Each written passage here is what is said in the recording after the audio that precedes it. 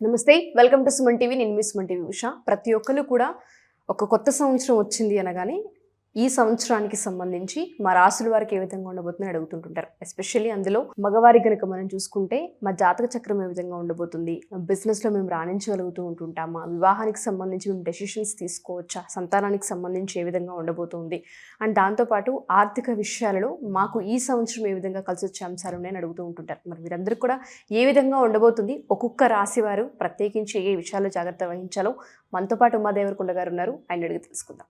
నమస్తే ఉమా గారు. నమస్తే అమ్మా.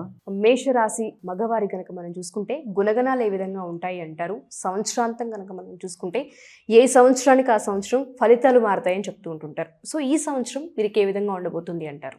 మేషరాశికి సంబంధించి 3 నక్షత్రాలు ముఖ్యంగా ఉంటాయండి. అశ్విని 1, 2, 3, 4 పాదములు, భరణి 1, 2, 3, 4 పాదములు, కృత్తిక 1వ పాదం దాకా ఈ యొక్క మేషరాశిగా పరిగణించబడతారు. మేషరాశిలో జన్మించినటువంటి ఎవరైనా సరే ముఖ్యంగా అధిపతి కుజుడు అవుతాడు కాబట్టి చాలా ఫాస్ట్ గ్రాస్పింగ్ పవర్ ఉండేటువంటి శక్తి సామర్థ్యాలు వీళ్ళకు ఉండే అవకాశాలు చాలా ఎక్కువ ఉంటాయండి. దాంతోపాటు ఎప్పుడైతే ఈ మేషరాశిలో ఉండేటువంటి 3 నక్షత్రాలకు అశ్విని దేవతలు, శుక్రుడికేమో భరణికేమో యముడు, కృత్తికేమో అగ్ని భగవానుడు కాబట్టి ఖచ్చితంగా పని చేయడంలో వీళ్ళ తర్వాత ఎవరైనా మొదట అశ్విని దేవతలు డాక్టర్కి సంబంధించినటువంటి వాళ్ళు కూడా చాలా ఉత్సాహంగా, ఎనర్జెటిక్గా, యాక్టివ్గా పనిలో ముందుకు దూకి ఆ పనిని సాహసోపేతంగా చేసేటువంటి శక్తి సామర్థ్యాలు ఉన్నవాళ్ళు. ఇంకా 2 భరణి యముడు కాబట్టి డ్యూటీ మైండెడ్ పీపుల్ అండి. ఏదైనా సరే చేసి తీరాలి అంటే చేసి తీరాలి అంతే. 3వది అగ్ని కాబట్టి ప్యూరిటీ అంటే ఒక ట్రాన్స్పరెన్సీ, వాళ్ళలో ఉండేటువంటి ఒక నిజాయితీ అని చెప్పచ్చు. మేషరాశి జాతకులు చాలా నిజాయితీ పరులు, ధర్మపరులు. వాళ్ళ ఇంట్లో వాళ్ళు తప్పు చేసినా ధర్మం ఎటుంటే అటువైపే వాళ్ళు నుంచుంటారు తప్ప వాళ్ళు బెసగే టైపు మాత్రం కాదండి. మేషరాశి వాళ్ళకి అధిపతి ఎప్పుడైతే కుజుడు అవుతాడో వీళ్ళకి ఇన్ జనరల్గానే 2వ హౌస్ శుక్రుడు అవుతాడు కాబట్టి మాట్లాడేటువంటి విధానంలో కూడా 10 మందిని అట్రాక్ట్ చేసేటువంటి గుణం అనేటువంటిది వీళ్ళకి ఎక్కువగా ఉంటుంది. తర్వాత 4th హౌస్లో చంద్రుడు, సో అధిపతి చంద్రుడు అవుతాడు కాబట్టి కుటుంబపరమైనటువంటి సపోర్ట్ వీళ్ళకి ఎప్పుడూ అందుతూ ఉంటుంది. మాతృ సంబంధించినటువంటి సపోర్ట్ కూడా, తల్లి సపోర్ట్ చాలా ఎక్కువగా ఉంటుందని మేషరాశి వాళ్ళకి. తల్లితో అనుబంధం కూడా చాలా గట్టిగా ఉంటుంది. ఇకపోతే మేషరాశిలో జన్మించినటువంటి వాళ్ళకి మగ సంతానం కలిగింది అనుకోండి, వీళ్ళకి అద్భుతమైనటువంటి రాజయోగం పడుతుందని చెప్పచ్చు. సో అద్భుతమైన రాజయోగం, అందులోనూ మఖా నక్షత్రంలో జన్మిస్తే మేషరాశి వాళ్ళకి రాజయోగమే. ఓకే. ఇకపోతే మేషరాశి వాళ్ళు తప్పకుండా జాగ్రత్తగా ఉండాల్సినటువంటి ఆరోగ్య సమస్యలు కొన్ని చెప్పబడ్డాయండి. 6వ స్థానాధిపతి బుధుడు అవుతాడు కాబట్టి ఖచ్చితంగా న్యూరో రిలేటెడ్ ప్రాబ్లమ్స్ అవ్వచ్చు, అంటే నరాలకి సంబంధించిన ఇబ్బందులు, స్కిన్కి సంబంధించినటువంటి ఇబ్బందులు, ఈఎన్టీ ప్రాబ్లమ్స్ ఎక్కువగా, ఫేస్కి సంబంధించిన ఇబ్బందులు, పింపుల్స్ అవ్వచ్చు, స్కిన్ డిసీజెస్ అవ్వచ్చు, ఇన్ఫెక్షన్స్ అవ్వచ్చు, హెయిర్ ఫాల్ అవ్వచ్చు, ఐ సైట్ అవ్వచ్చు, లేకపోతే ఈ రకమైనటువంటి ఇబ్బందులన్నీ కూడా మేషరాశి వాళ్ళకి వచ్చే అవకాశాలు చాలా ఎక్కువ శాతం ఉంటాయి. ఎక్కువ శాతము మేషరాశి వాళ్ళు లవ్ మ్యారేజ్ చేసుకోవడానికి ఎక్కువ ఆస్కారం ఉంటుంది. సో భార్య మీద చాలా ఎక్స్పెక్టేషన్స్ అనేవి చాలా ఎక్కువ ఉంటాయండి వీళ్ళకి. ఓకే. భార్య, నాకు రాబోయేటువంటి అమ్మాయి అలా ఉండాలి, ఇలా ఉండాలి, నాకు అలా కావాలి, ఇలా కావాలి అనేటువంటి చాలా ఎక్కువ ఉంటాయి వీళ్ళకి. వాళ్ళకి ఎక్స్పెక్టేషన్స్ చాలా ఎక్కువ. కానీ కొన్ని నక్షత్రాలు, ఈ యొక్క అశ్వినికి నిరాశ మిగులుతుంది, భరణికి కూడా కాస్త ఇబ్బందులు ఉంటాయి మ్యారీడ్ లైఫ్లో, కృత్తికకి పర్వాలేదు. ఇకపోతే ఒరిజినల్ 8th హౌస్ వృశ్చికం అవుతుంది కాబట్టి పెళ్ళైన తర్వాత ఈ కుటుంబపరమైన కలహాలు కూడా చాలా ఇబ్బంది పడతారు వీళ్ళు. సో పెళ్లి అనేటువంటి విషయంలోనే వీళ్ళకి ఇబ్బందులు ఉన్నాయి కాబట్టి పెళ్లి చేసుకునే ముందు ఖచ్చితంగా జాతకాలు చూపించుకోవాలి. ఈ మేషరాశి వాళ్ళకి జాతకంలో, ఇంటర్నల్ జాతకంలో 7th హౌస్ కనుక పాడైంది అంటే ఖచ్చితంగా వాళ్ళు ఇబ్బందులు పడుతున్నట్టే. డైవర్స్ ఖచ్చితంగా అయిపోతుంది, మ్యారీడ్ లైఫ్లో ఇష్యూస్ వస్తాయి, అంటే ఇంకా టార్చర్ అనుభవిస్తారు మెంటల్గా. కాబట్టి ఖచ్చితంగా 7th హౌస్ అనేది చూసుకోవాలి. కలత్ర భావం, మగవాళ్ళకి కాబట్టి మనం కలత్ర భావం ఎలా ఉందో చూసుకోవాలి. 2nd, 7th, 11th హౌస్లు ఎలా ఉన్నాయో గమనించుకోవాలి. ఇకపోతే ఒరిజినల్ 9th హౌస్ వచ్చేసి వీళ్ళకి ధనస్సు అవుతుంది కాబట్టి డబ్బు పరంగా వీళ్ళకి 30 సంవత్సరాలు దాటిన తర్వాత అద్భుతమైనటువంటి గొప్ప యోగం ఉంటుంది. 30 ఇయర్స్ తర్వాత చాలా అద్భుతమైన ధనయోగం పడుతుందండి. ముఖ్యంగా మగవాళ్ళకి చాలా అద్భుతమైన ధనయోగము. 10 మందికి పెట్టేటువంటి స్థాయికి వెళ్ళిపోతారు. ఎంత పేద కుటుంబంలో జన్మించినా 10 మందికి పెట్టే స్థాయిలోనే వీళ్ళు 30 సంవత్సరాలు దాటిన తరువాత నుంచి వీళ్ళ జీవితం ఉంటుంది. ఇంకా వీళ్ళ ఇంటర్నల్ జాతకంలో ఏమైనా దోషాలు ఉంటే దాని తగిన దశ అంతర్దశల వల్ల ఇబ్బంది పడుతుంటారు తప్ప ఈ భాగ్యస్థానం గురుడు అవడం వల్ల మేషరాశి వాళ్ళకి 30 సంవత్సరాల తర్వాత అంతా రాజయోగమే. 33 తర్వాత అండి యాక్యురేట్గా చెప్పాలంటే.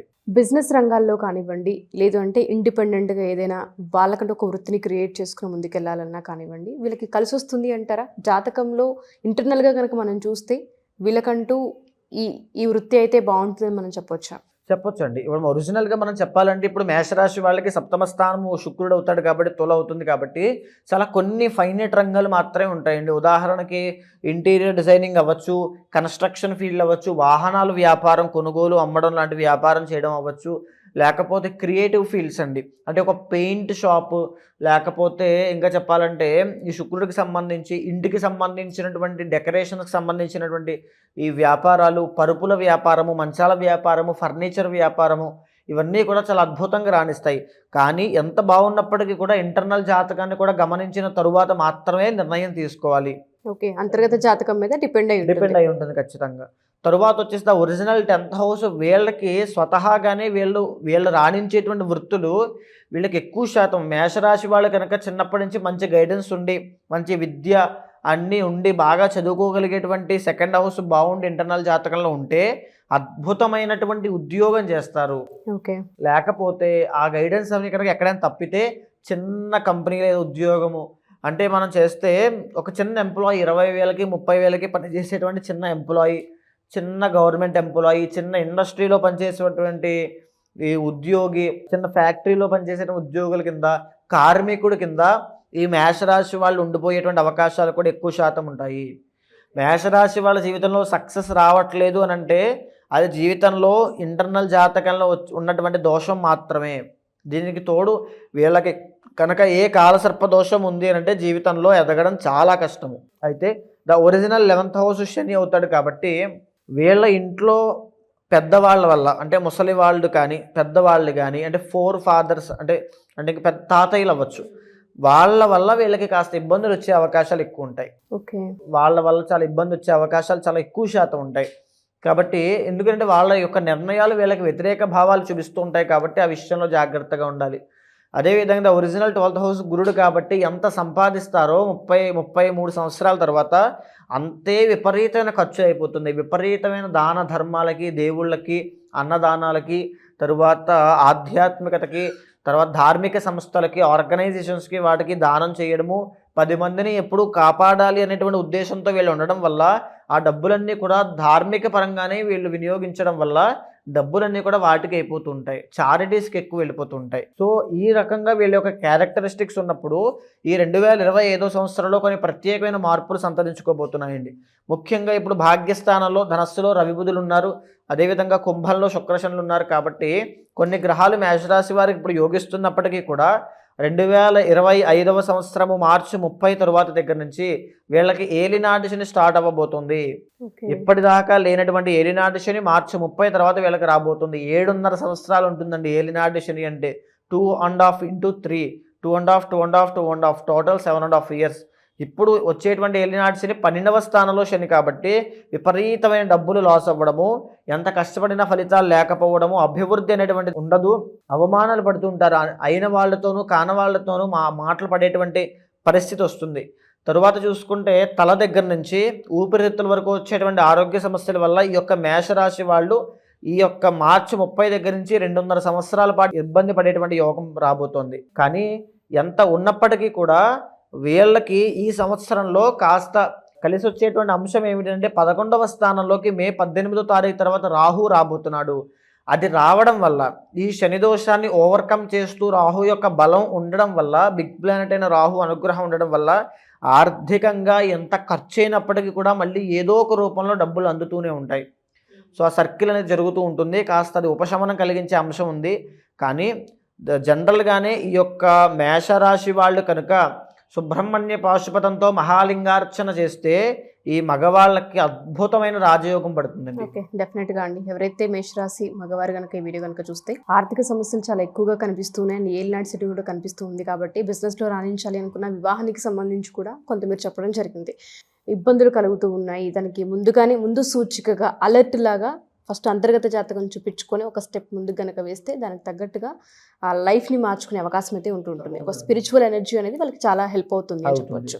సో ఎవరైనా సరే మేషరాశి మగవారు కనుక మా ఈ వీడియో కనుక చూస్తే బిజినెస్ రంగాల్లో ఉన్న లేదా వివాహానికి సంబంధించి ప్రయత్నాలు చేస్తూ ఎన్ని ప్రయత్నాలు చేసినప్పటికీ కూడా వివాహం జరగట్లేదు అనుకునే వారికైనా, లేదా ఏలినాటి శని ప్రభావం అంటే ఏలినాటి శని ప్రారంభం అవుతుంది కాబట్టి ముందుగానే ప్రికాషన్స్ తీసుకోవాలనుకున్నా, జాగ్రత్తలు తెలుసుకోవాలనుకున్నా కంప్లీట్గా మీ అంతర్గత జాతకం మీద డిపెండ్ అయి ఉంటుంది.